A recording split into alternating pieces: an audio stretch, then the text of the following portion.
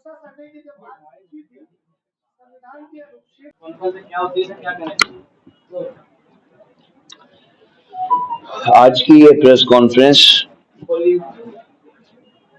Rect of legal cell की तरफ से बुलाई गई है और इसका जो मेन उद्देश्य है वो देश के अंदर जो आजकल आर्थिक स्थिति है देश की और भारत की जो सेकेंड लार्जेस्ट मेजोरिटी है उसकी शिक्षा को लेकर के सरकार के जो प्रयास हैं उनके बारे में चर्चा करने के लिए आप सब लोगों को आज बुलाया गया है। आप सब लोग जानते हैं कि भारत दुनिया का सबसे बड़ा लोकतंत्र है। हमारी एक संस्कृति है, हमारी एक परंपरा है। हमने हमेशा से दुनिया को अनेकता में एकता, राजनीतिक विभिन्नताओं में एकता, आर्थिक विभिन्नताओं में एकता, सांस्कृतिक विभिन्नताओं में एकता के साथ में जीने का मूल मंत्र दिया है। और हमेशा से वो देश जो सरवाइव नहीं कर पाते थे धार्मिक विभाजन के कारण या राजनीतिक विभाजन के कारण, भारतीय संस्कृति ने उनको एक दिशा दिखाई। आज वही भारत आर्थिक संकट के दौर से गुजर रहा है।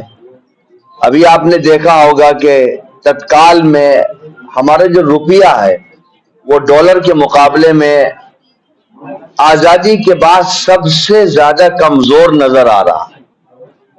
लगभग 83 रुपए के करीब गिरावट जो आई है, ये आजाद भारत में इसकी कल्पना किसी ने नहीं की थी।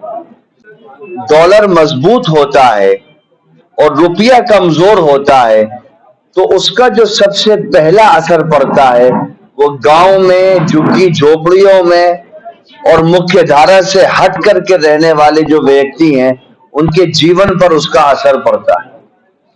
क्योंकि आप ये बात जानते होंगे कि भारत लगभग 80% कच्चा तेल आयात करता है, बाहर से खरीदता है। जब रुपया कमजोर होता है, डॉलर मजबूत होता है तो फिर महंगाई बढ़ती है, हमारा जो ट्रांसपोर्टेशन का सिस्टम है वो महंगा होता है और फिर एक कॉमन चीजें जो होती हैं उस तक आदमी की रसाई होने में देर लगती। दूसरा कारण कि जो देश ने 75 साल में अपने इदारे बनाए थे, इंस्टीट्यूशंस बनाए थे, कहीं ऐसा तो नहीं है कि सरकार उन इदारों को और देश की उन संपत्तियों को कुछ उद्योगपतियों के हाथ कौड़ियों के दाम में बेच रही है, जिसका नतीजा है कि भारत के हर जनपद में हजारों युवा ऐसे हैं जो डिग्री लेकर के खाली घूम रहे हैं लेकिन उनके पास रोजगार नहीं है और सरकार रोजगार पैदा करने में भी संपूर्ण रूप से विफल है। समय में हम क्या कर सकते हैं? क्या जब हम लोग बात करते हैं रोजगार की तो देश के युवाओं को धर्म की लड़ाई में धकेल दिया जाता है।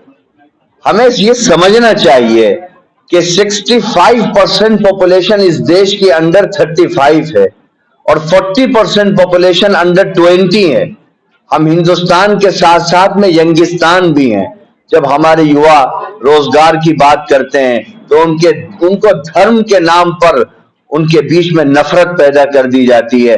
अगर धर्म के नाम पर आप देश को लड़ाओगे तो श्रीलंका सबसे बड़ा उदाहरण है कि 20 साल तक जिस परिवार ने राज किया, राजपक्षे परिवार को भी, तत्कालीन राष्ट्रपति को भी और तत्कालीन प्रधानमंत्री को भी कोलंबो छोड़ करके जाना पड़ा।